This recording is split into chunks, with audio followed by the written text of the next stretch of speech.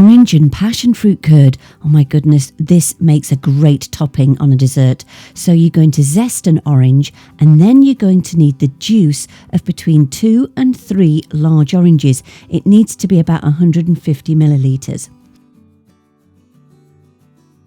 Then you want around about 4 passion fruit, that's the pulp and the seeds. Now if you don't like the seeds, you can do this, you can sieve them, but I do like them, so I'm just showing you there what you can do.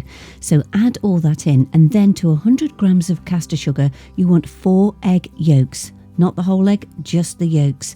And you want to whisk that up until it's really nice and smooth. And then, of course, add the orange juice and the passion fruit mixture. Then you're going to have a pan of boiling water, and you're going to place that heat-proof bowl over and just mix it for around about 5 minutes. Add in 100 grams of butter and keep stirring it round. Now you can't go too far away from this. It will need an eye keeping on it and stirring every few minutes. But when do you know it's ready? Well, that's personal choice.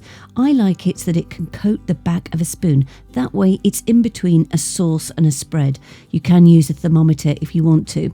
Then you're going to pour it into some Kilner jars. Now as it cools down, it will set more and more.